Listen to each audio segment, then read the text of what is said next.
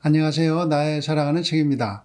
오늘은 마틴 로이드 존스 목사님의 위로라는 책을 소개하는 마지막 시간입니다. 오늘은 5장부터 8장까지 내용을 요약합니다. 마틴 로이드 존스 목사님은 우리가 하늘나라로 가는 길에 장애물이 많다고 하십니다.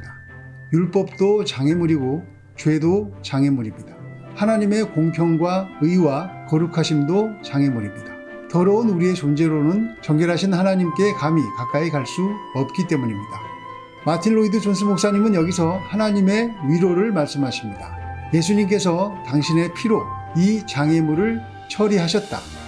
그리스도의 화목 제사로 하나님의 공평과 의가 충족되었다. 예수님께서 사람이 받아야 할 형벌을 대신 받으심으로 우리가 하나님 아버지의 나라로 갈 수 있는 문을 여셨다. 마틴 로이드 존스 목사님은 책에서 이렇게 이야기합니다. 그의 피는 하나님의 공평과 사랑을 만나게 하며 의와 자비를 만나게 함으로써 성전을 정결케 한다. 이리하여 천국의 정결함이 손상되지 않으면서도 문이 활짝 열리게 되었다. 책을 읽어갈수록 복음이 우리 영혼을 하늘나라로 이끌어가는 것 같은 기분을 느낄지도 모르겠습니다. 5. 내가 너희를 위하여 거처를 예비하러 가노니. 우리는 죽게 되어 있습니다. 중요한 것은 죽은 후에 어떻게 하나님 앞에 이르러 영광 가운데 천국에서 영원히 살 수 있느냐 하는 것입니다. 이것이 제가 관심을 갖는 문제이자 우리가 유일하게 관심을 가져야 할 문제입니다. 복음은 여러분과 제가 스스로 구원을 얻을 방법, 천국에 이르는 가파른 언덕을 오를 방법, 우리 힘으로 천국에 들어갈 권리를 얻는 방법을 알려주지 않습니다. 복음이 가장 먼저 하는 이야기는 우리 힘으로는 절대 그 일이 불가능하다는 것이며, 그 다음으로 하는 이야기는 주님이 자발적으로 세상에 오셔서 그 일을 대신 해 주셨다는 것입니다.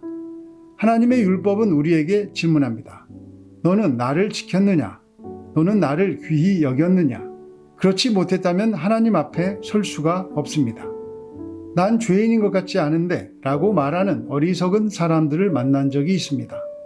그 말은 몇 가지 특정한 죄를 짓지 않았다는 뜻에 불과합니다. 아무리 선하고 도덕적인 사람도 자기 의로 가득 찬 삶을 산다면 심각한 죄를 지은 것입니다. 때로 성경을 즐겁게 읽기가 너무나도 힘들다고 토로하는 분들이 있습니다. 지루하다는 것입니다. 기도도 마찬가지입니다. 기도회도 주 예수 그리스도에 대한 설교를 듣는 일도 아주 지루하게 느껴집니다. 지금도 그렇게 지루하면 천국에서는 어떻게 참고 지낼 생각입니까?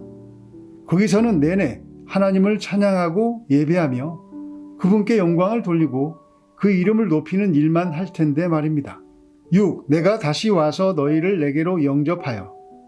신약 복음서에 나타난 나사렛 예수라는 사람에 대해 어떤 견해를 가지고 있습니까? 라고 묻지 마십시오. 제가 볼 때 어떤 사람이 정말 그리스도인인지 아닌지 더 확실하고 정교하게 알아보려면 다음과 같이 유도신문을 해야 합니다. 지금 세상에서 일어나고 있는 일들에 대해 어떻게 생각합니까? 혹시 당신의 예상과 달라서 놀라고 있습니까? 당신이 삶에 기대하는 바는 무엇입니까? 인간의 역사가 장차 어떻게 되리라고 예측합니까? 세상의 현 상황을 제시하면서 이것을 궁극적으로 어떻게 설명하겠느냐고 묻는 것이야말로 그들이 그리스도인인지 아닌지 알아보는 가장 직접적인 방법입니다. 지금 세상의 모습을 한번 보세요. 예수 그리스도의 복음이 과연 세상을 바로잡을 수 있는 것이라면 바로 지금 그렇게 해야 하지 않습니까? 그래서 난 믿을 수가 없습니다.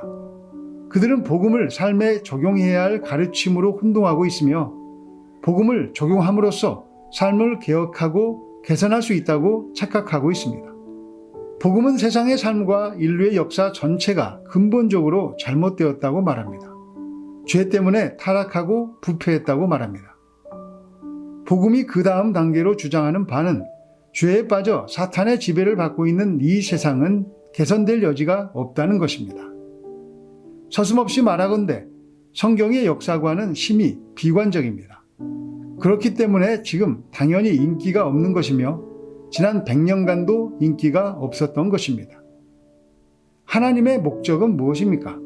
그의 계획과 목적은 세상을 개혁하는 것이 아니라 세상에서 사람들을 구해내는 것입니다. 복음이 들어간 사람은 자신이 유한한 세상을 지나가고 있는 나그네임을 깨닫습니다. 중생하지 않은 사람들에게 산상설교의 삶을 살라고 요구하는 것은 그들을 조롱하는 것입니다.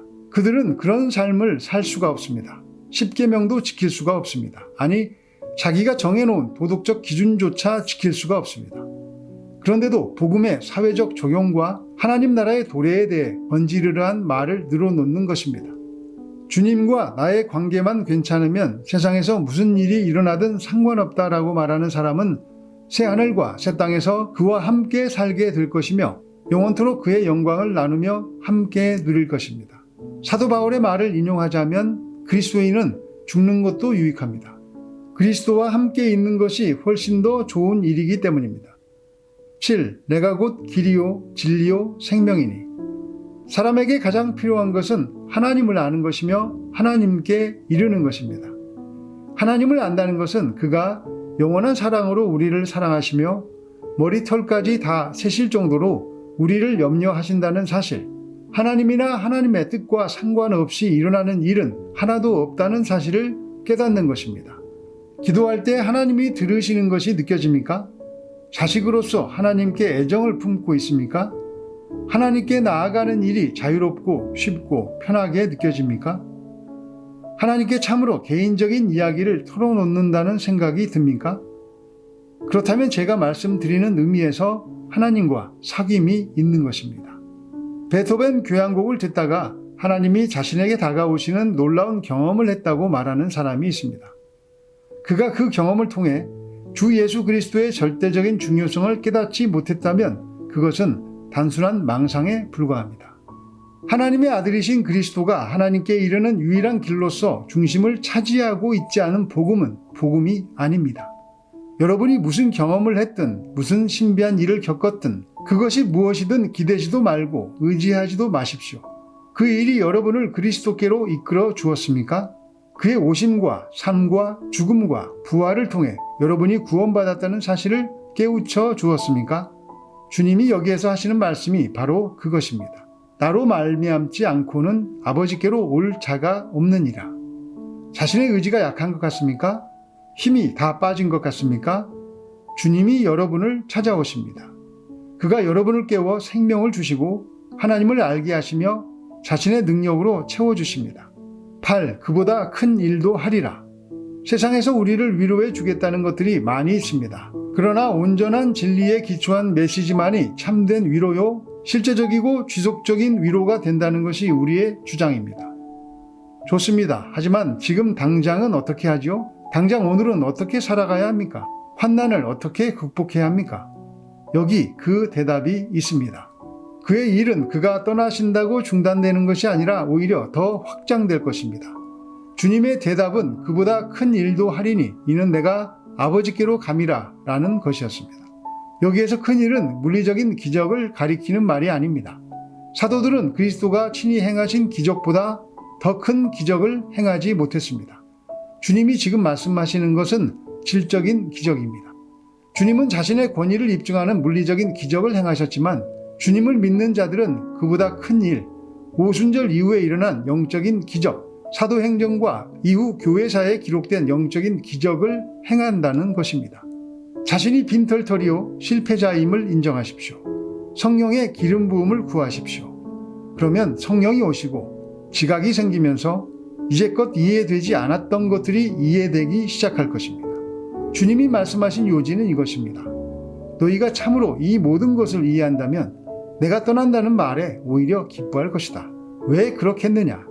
내 육신이 물리적으로 떠난다는 것은 내가 곧 다시 와서 예전처럼 너희 곁에 머무는 것이 아니라 아예 너희 속에서 산다는 뜻이기 때문이다. 나는 너희 안에 거할 것이다.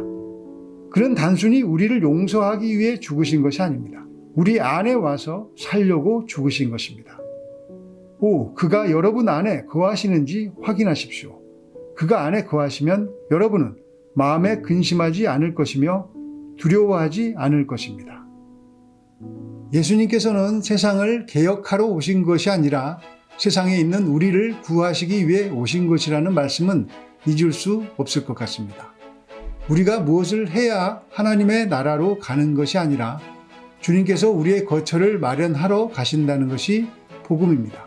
우리의 힘으로는 안 된다는 것입니다. 예수님께서 우리를 그저 용서하시기 위해 오신 것이 아니라 우리 안에서 살기 위해 죽으신 것이라는 마틴 로이드 존스 목사님의 말씀이 마음에 다가오기를 예수님의 이름으로 축복합니다. 그 말씀이 다가올 때만 비로소 우리는 위로를 받을 수 있을 것입니다. 그것은 세상의 위로가 아니라 하늘의 위로입니다.